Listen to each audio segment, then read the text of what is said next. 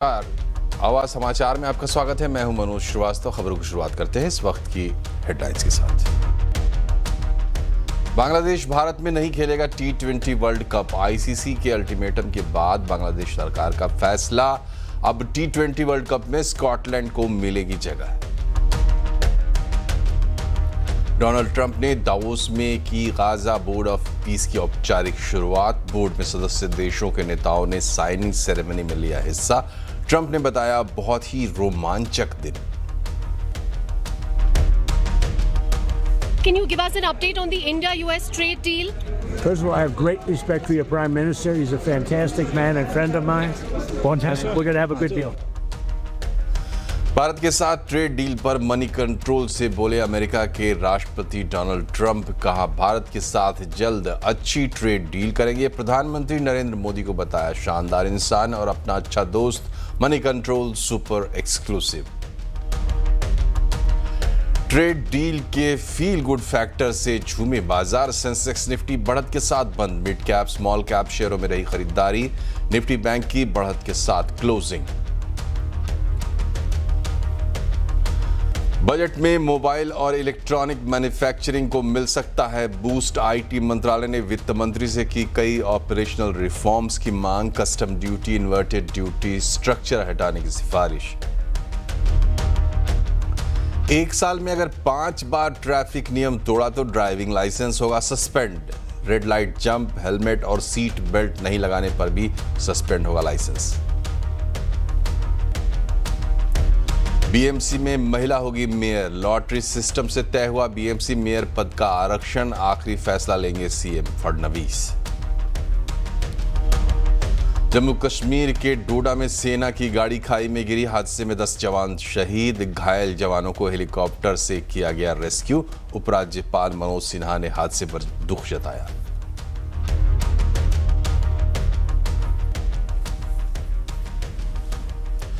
Bangladesh T20 world cup से बाहर हो गया है। बांग्लादेश सरकार ने फैसला किया है कि उनकी टीम भारत में T20 वर्ल्ड कप नहीं खेलेगी। ज्यादा अपडेट के लिए चलते हैं, हमारे सहयोगी विपिन भट्ट जुड़ गए हैं हमसे।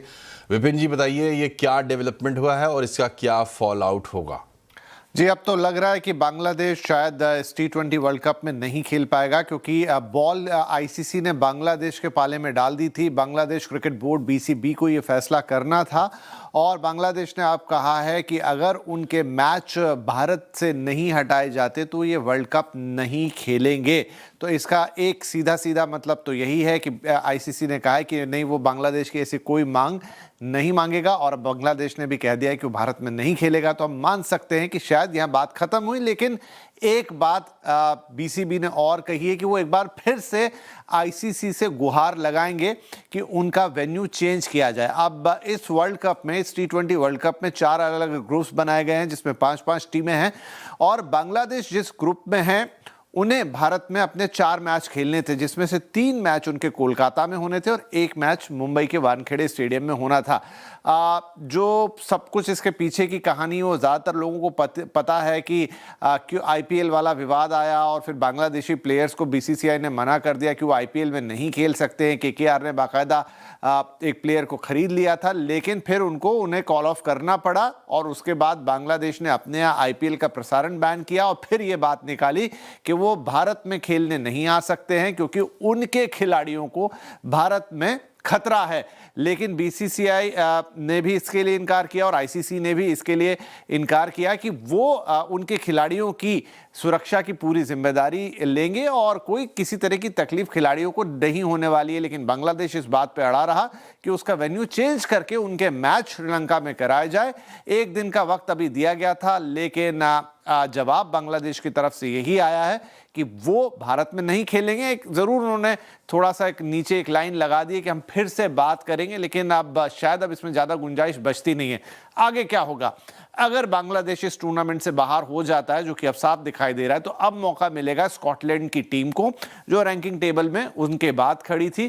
तो अब ये हटेगा और उसकी जगह स्कॉटलैंड अंदर आती हुई दिखाई देगी। एक छोटा सा ट्विस्ट क्या और आएगा सबको लग रहा है, क्योंकि बीच में ये भी खबरें उड़ी थी कि पाकिस्तान ने भी कहा है कि अगर बांग्लादेश इससे वॉकआउट करता है वर्ल्ड कप से, तो वो भी नहीं खेलेगा। लेकिन अब ये खबरों में कितना तंथ है, ये कितनी सही है, क्या पाकिस्तान सच में ऐसा कोई फैसला करेगा, ये देखने वाली चीज होगी। लेकिन फिलहाल के लिए बांग्लादेश ने भारत में खेलने से इनकार कर दिया है, जिसका एक ही मतलब है कि अब उसे इस टूर्नामेंट से बाहर होना पड़ेगा, क्योंकि आईसीसी ने उसकी किसी भी जो शर्तें थी कि हमारा वेन्यू बदले या हमारा ग्रुप बदले, उसे मानने से इनकार कर दिया है। चलिए, तो बांग्लादेश तो हो गया बाहर। अब देखिए पाकिस्तान पर क्या होता। बहुत बहुत शुक्रिया विपिन जी हमसे जुड़ने के लिए, तमाम जानकारी के लिए। इधर 26 जनवरी को गणतंत्र दिवस को देखते हुए सुरक्षा एजेंसियों की चिंता एक बार फिर से बढ़ गई है। खुफिया एजेंसियों ने एक और अलर्ट जारी किया है।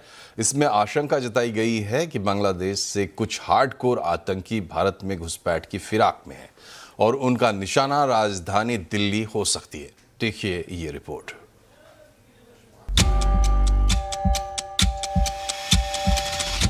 जब देश 77वें गणतंत्र दिवस के जश्न की तैयारियों में डूबा हुआ है, ठीक उसी वक्त सरहद पार से एक खौफनाक साजिश की सुगबुगाहट ने सुरक्षा एजेंसियों की नींद उड़ा दी है और इस साजिश को अंजाम देने के लिए पाकिस्तान में बैठे आकाओं ने एक पलटन तैयार की है।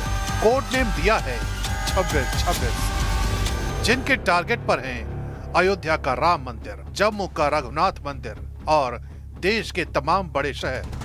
खुफिया इनपुट के मुताबिक पाकिस्तान की जासूसी एजेंसी आईएसआई और आतंकी संगठन जैश-ए-मोहम्मद ने मिलकर भारत को दहलाने के लिए खतरनाक प्लान तैयार किया है। इस साजिश का मकसद गणतंत्र दिवस के समारोह में खलल डालना है।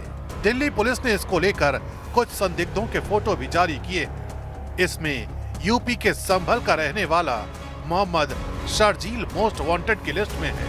उसके अलावा दिल्ली के चौहान बांगड़ का रहने वाला मोहम्मद रेहान, झारखंड के चतरा का रहने वाला अबू सुफियान, जमशेदपुर का रहने वाला मोहम्मद अर्शियान, कर्नाटक का रहने वाला मोहम्मद शाहिद फैसल और हैदराबाद के रहने वाले मोहम्मद उमर की एजेंसियों को तलाश है। आतंकी हमले की साजिश रचने के आरोप में पंजाब के लुधियाना पुलिस ने हरियाणा के जींद से एक खालिस्तानी समर्थक कुलदीप को गिरफ्तार किया है।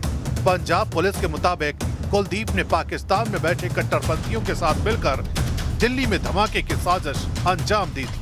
भारत के खिलाफ साजिश में ये नया पैंतरा नहीं है। युवाओं को देश के खिलाफ साजिश में शामिल करना पाकिस्तान में बैठे आकाओं की एक सोची समझी साजिश है। कल जम्मू कश्मीर के उधमपुर और कठुआ के बीच पहाड़ी इलाकों में आतंकियों की मूवमेंट देखी गई थी। सूत्रों के मुताबिक आतंकियों के नाम मावी, उस्मान और अख्तर अली है। अख्तर अली का कोड नेम निक्कू है। मावी और उस्मान पाकिस्तान का रहने वाला है, जबकि अख्तर अली कठुआ का रहने वाला है, जो 2003 में पाकिस्तान चला गया था और 2023 में अवैध रूप से घुसपैठ कर भारत लौटा और तब से उधमपुर कठुआ के पहाड़ी इलाकों में छिपकर रह रहा था। वहीं पंजाब में भारत पाकिस्तान बॉर्डर के पास से पिछले 48 घंटे में 141 संदिग्ध गिरफ्तार किए गए हैं, जिनका मकसद आतंकियों और गैंगस्टरों के मददगारों की मदद करना है।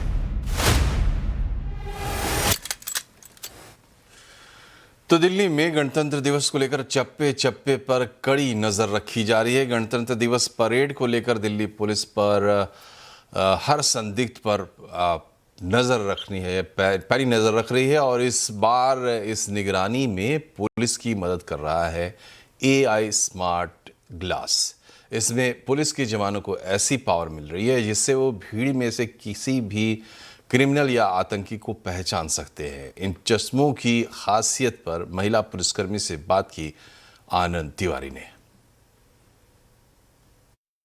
इसमें थर्मल फीचर भी है, जो अगर कोई भी बंदा जो भी आरडीसी परेड में शामिल होने आ रहे हैं और अगर वो अपने साथ कोई भी सस्पिशियस चीज़ ले जाने की कोशिश करते हैं तो वो उसको भी थर्मल कैमरा से डिटेक्ट करते हुए तुरंत पहचान लेगा और उसको उसकी जो गतिविधियां हैं उसको रोका जाएगा। मैम, जैसे कि मान लीजिए मैं अपने पॉकेट में कोई हथियार या चाकू लेकर या कोई भी शख्स अगर घुसने की कोशिश कर रहा है, इस तरह जैसे मैं जैकेट पहना हूं, तो ये कैमरा उनको उनके जो भी इक्विपमेंट है उसको देख लेगा। उन वस्तुओं को थर्मल कैमरा से पहचानते हुए उसको डिटेक्ट कर लिया जाएगा और आपको अलर्ट रेड कलर के सिग्नल से आएगा। Yes sir.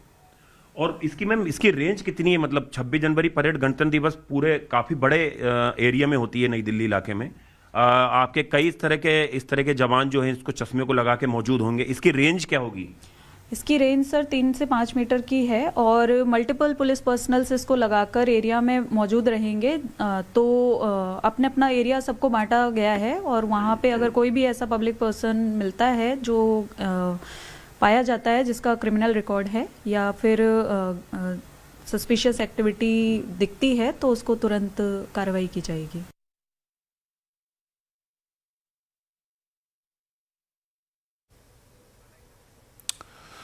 देश की सबसे अमीर नगर पालिका यानी बीएमसी की मेयर एक महिला होगी। मेयर पद के लिए निकाली गई लॉटरी में ये फैसला लिया गया है। मेयर के लिए जो लॉटरी निकाली गई वो महिला ओपन कैटेगरी में निकली है, यानी अब जीती हुई महिला नगर सेवकों में से कोई भी महिला बीएमसी की मेयर बन सकती है। ओपन कैटेगरी होने का मतलब है कि किसी जातिगत समीकरण की मजबूरी नहीं होगी।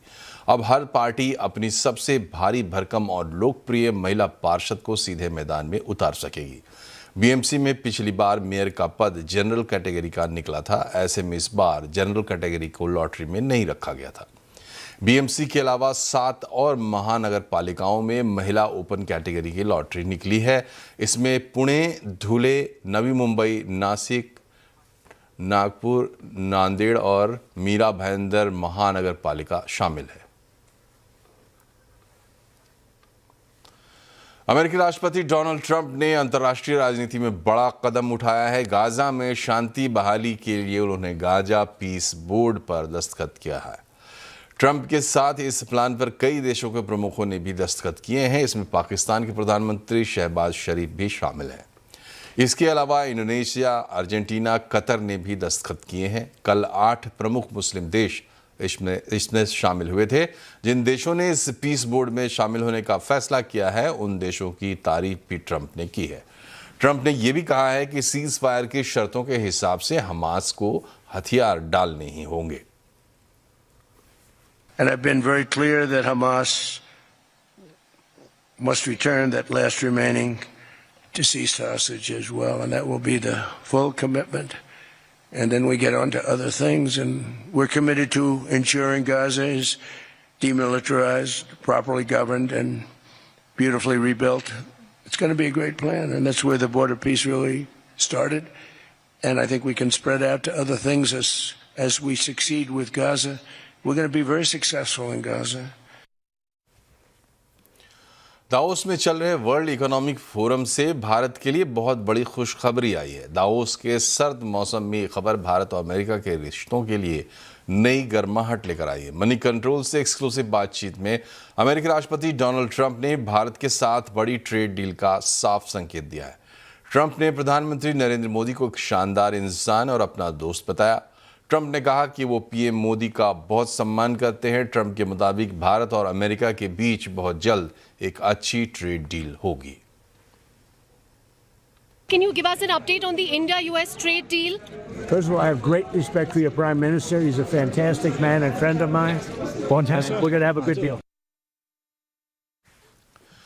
दावोस में ब्रांड इंडिया जबरदस्त तरीके से मजबूत हुआ है। ईयू ने भारत के साथ मदर ऑफ ऑल डील्स की बात कही है तो प्रेसिडेंट ट्रंप ने पीएम मोदी की तारीफ की और भारत से डील की बात कही। आज के जियोपॉलिटिक्स और इकोनॉमी के लिहाज से भारत एक स्वीट स्पॉट है। आवाज अड्डा में आज हम इसी पर करेंगे चर्चा। सबकी पसंद इंडिया, जरूर जुड़िए शाम 7:57 पर।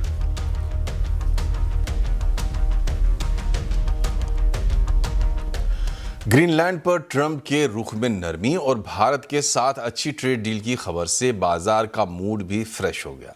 सेंसेक्स निफ्टी बढ़त के साथ बंद हुए हैं। मिड कैप स्मॉल कैप शेयरों में भी अच्छी खरीदारी रही। बाजार में कैसा रहा कारोबार, बता रही हैं कंचन नौटियाल। तो हफ्ते का चौथा कारोबारी दिन अगर हम ग्लोबल क्यूज की बात करें तो पॉजिटिव साइड में देखने को मिले थे, जिसके बाद बाजार में आज हमें एक रिकवरी भी आती हुई दिखाई दी है। निफ्टी, बैंक निफ्टी, वहीं अगर बात करी जाए मिड कैप और स्मॉल कैप की तो यहाँ पे अच्छी खासी जो खरीदारी है हमें थ्रू आउट द डे जो है वो देखने को मिली है। निफ्टी तो इनफैक्ट 25,290 के आसपास आके हमें स्टेबल होता हुआ दिखाई दिया है। यही नहीं बल्कि डिफरेंट शेयर्स की बात करी जाए, पीएसयू बैंक्स और बात करी जाए फार्मास्यूटिकल सेक्टर की, तो यहाँ पे भी अच्छा खासा खरीदारी का जो मोमेंटम है आज के सत्र में दिखाई दिया है। आइए बात करते हैं stock specific. Doctor Reddy's numbers आए थे, नंबर्स के बाद अच्छा खासा मार्केट ने इसको रिस्पांस दिया है।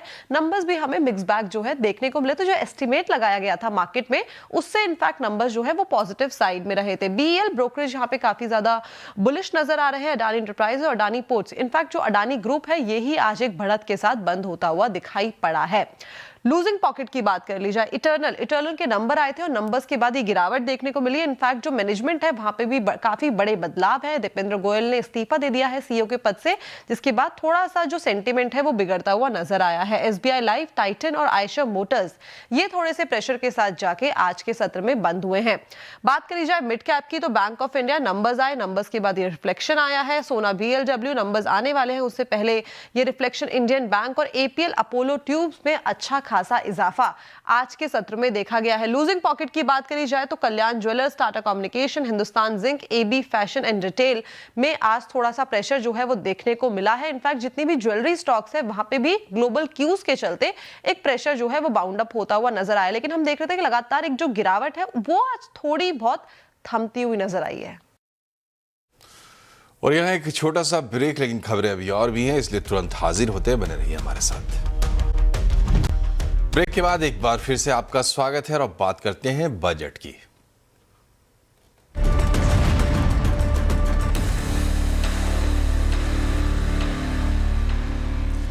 बजट में मोबाइल और इलेक्ट्रॉनिक्स मैन्युफैक्चरिंग को बढ़ावा मिल सकता है। आईटी मंत्रालय ने बजट में वित्त मंत्री से कई ऑपरेशनल रिफॉर्म्स की मांग भी की है। क्या है पूरी डिटेल्स बता रहे हैं असीम मनचंदा। भारत में मोबाइल और इलेक्ट्रॉनिक्स का उत्पादन काफी तेजी से बढ़ रहा है। अब भारत करीबन $50 बिलियन के फोन का एक्सपोर्ट कर रहा है। तो जो आईटी मंत्रालय वो चाहता है कि ये गति आगे भी बनी रहे, तो इसके लिए उसने वित्त मंत्रालय से कई सारे ड्यूटी में कई सारे ऑपरेशनल रिफॉर्म्स करने की मांग की है।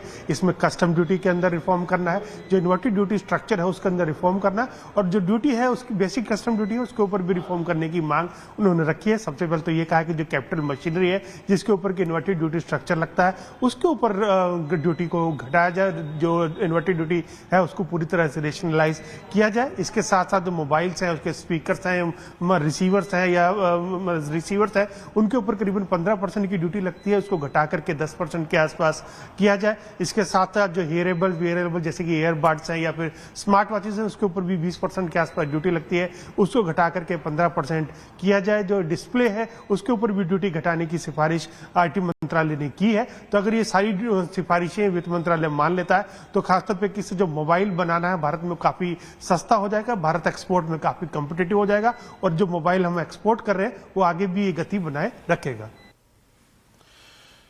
पिछले साल बजट में वित्त मंत्री निर्मला सीतारमण ने सैलरीड क्लास को नए टैक्स रिजीम के तहत बड़ी राहत दी थी, लेकिन इस बार टैक्स पेयर्स की वित्त मंत्री से क्या उम्मीदें हैं, जानने की कोशिश की दीपाली नंदा ने।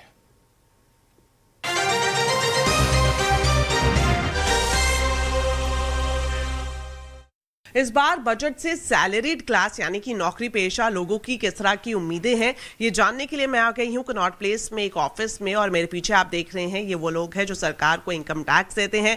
तो इनकी क्या उम्मीद है, ये क्या चाह रहे हैं वित्त मंत्री से, सीधा इन्हीं लोगों से हम बात करेंगे। सर, सबसे पहले आपसे जानना चाहेंगे, बजट बस कुछ ही दिन दूर है, क्या उम्मीद कर रहे हैं आप वित्त मंत्री से? मिडिल क्लास अर्नर होने के नाते मेरी फाइनेंस मिनिस्टर से ये उम्मीदें होंगी कि जो 80C का जो रिडक्शन 1.5 लाख का है उसमें सारे इन्वेस्टमेंट्स कवर होते हैं इनफैक्ट, तो वो मुझे लगता है कि अभी कहीं ना कहीं हद तक लिमिट छोटी पड़ती है, क्योंकि अभी कंप्लीटली जो शिफ्टिंग होती है न्यू टैक्स रेजिम पे वो पूरी तरीके से नहीं हुई है। एटलीस्ट मैं अपनी बात करूँ तो, क्योंकि जिस हिसाब से हमारी सैलरी है तो मुझे लगता है कि 1.5 लाख की जो लिमिट है उसको इंक्रीज करना चाहिए, वो एटलीस्ट 2.5 या 2.8 के आसपास करना चाहिए, ताकि हमको कहीं ना कहीं हद तक थोड़ा बहुत फायदा मिले। एज अ वर्किंग वुमेन कहीं कहीं ना कहीं मैंने नोटिस किया है कि घर की और वर्क की दोनों रिस्पॉन्सिबिलिटीज आप पे आती हैं। ऐसे केस में एक वर्किंग वुमेन जैसे कि मैं चाहूंगी कि हमें टैक्स बेनिफिट मिले, child care, old age care और हेल्थ इंश्योरेंस में हमें कुछ बेनिफिट्स मिलने चाहिए। और इसके साथ मुझे लगता है कि कहीं ना कहीं जब मैं अपना टैक्स फाइल करती हूँ तो हमारा ओल्ड टैक्स रिजीम और न्यू टैक्स रिजीम कहीं ना कहीं थोड़ा कम्बरसम है। मुझे लगता है इसे एक हो जाना चाहिए ताकि एक आम जनता जब टैक्स फाइल करने जाए तो उनके लिए वो टैक्स फाइलिंग ईजी हो जाए। हमारा जो 80C का कैपिंग है वो 1.5 लाख है, वो काफ़ी टाइम से नहीं बढ़ा है। दूसरा जो हमारा सेक्शन 24B में 2 लाख की लोन की इंटरेस्ट की है वो भी नहीं बढ़ा है, वो भी बढ़ना चाहिए क्योंकि जो होम लोन होता है वो सिर्फ 2 लाख का नहीं होता है ना, उससे ज़्यादा भी होता है।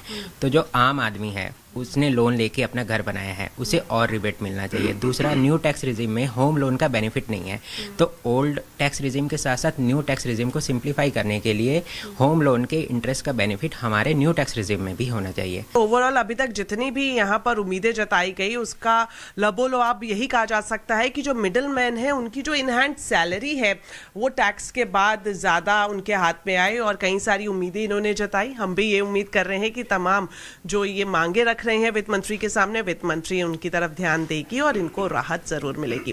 दीपाली नंदा, दिल्ली। IIM अहमदाबाद के सीनियर स्टूडेंट्स ने भी आने वाले बजट पर अपनी राय रखी है। हमारे संवाददाता केतन जोशी ने IIM अहमदाबाद के कैंपस में जाकर स्टूडेंट्स से बजट विश जानने की कोशिश की। इस वक्त मैं IIM अहमदाबाद में मौजूद हूं और मेरे साथ भविष्य के CEOs है वो खड़े हैं। आइए उनसे जानते हैं कि उनकी इस बजट से क्या क्या उम्मीदें हैं, बताइए। गवर्नमेंट को इस बजट में ग्रोथ के साथ साथ फाइनेंशियल रिस्पॉन्सिबिलिटी पे भी फोकस करना चाहिए। गवर्नमेंट का टारगेट होना चाहिए fiscal deficit of around 4%, debt to GDP ratio of around 55% and strong nominal GDP growth rate. आप क्या कहेंगे? वुमेन लेबर फोर्स पार्टिसिपेशन जो है अभी 35% पे है, urban contribution is 25% and rural is 40%। ये वर्कफोर्स इंटीग्रेट होना चाहिए and gender gap should reduce. अगर आजकल का ग्लोबल ट्रेड एनवायरनमेंट देखेंगे तो टैरिफ्स और नॉन ट्रेड टैरिफ टैक्सेस बढ़ता जा रहा है। तो इस मुद्दे पे सिर्फ प्राइस के ऊपर कम्पीट करना डिसएडवांटेजेस हो जाता है। तो इसलिए बजट 2026 के माध्यम से गवर्नमेंट को R&D, क्वालिटी सर्टिफिकेशन और हाई एंड मैन्युफैक्चरिंग को सपोर्ट करना चाहिए। आप क्या कहेंगे? लॉन्ग टर्म कैपिटल गेन में अब रिलीफ मिल जाना चाहिए, स्पेशली इक्विटी और म्यूचुअल फंड इन्वेस्टर्स को। कितना? क्योंकि मेरे हिसाब से तो 0 ही हो जाना चाहिए, पर बेयर मिनिमम हो जाना चाहिए, क्योंकि एक रिटेल इन्वेस्टर को इनफ फायदा दिखना चाहिए अपने इन्वेस्टमेंट को लंबे समय तक होल्ड ऑन करने के लिए। कुछ और प्रतिक्रिया लेते हैं, हमारे साथ कुछ और स्टूडेंट्स हैं। आप क्या वित्त मंत्री से चाहेंगे?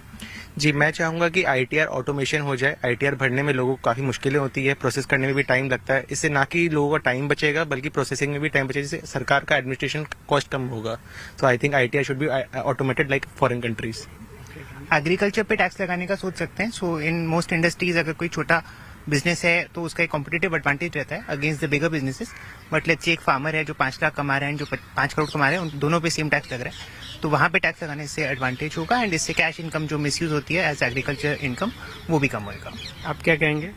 मुझे लगता है कि ease of doing business India में ठीक करने का और उसको थोड़ा इजियर करने का बहुत जरूरत है, क्योंकि जब बिजनेसेस बढ़ेंगे तो लोगों को एम्प्लॉयमेंट मिलेगी और इससे GDP की ग्रोथ होगी।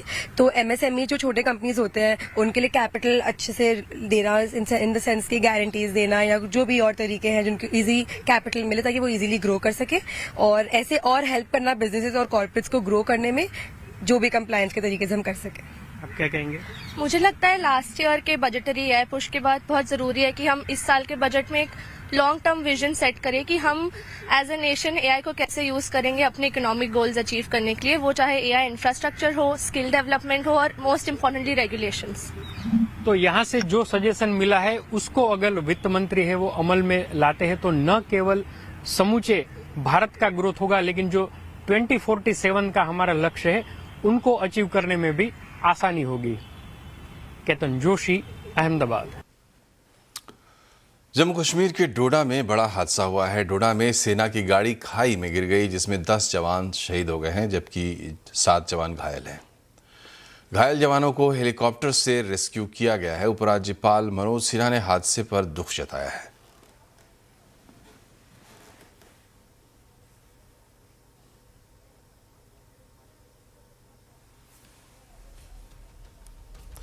और इसी के साथ आवाज समाचार में फिलहाल इतना ही, लेकिन खबरों का सिलसिला जारी रहेगा, इसलिए आप भी अपडेट रहिए खबरों से CNBC आवाज के जरिए।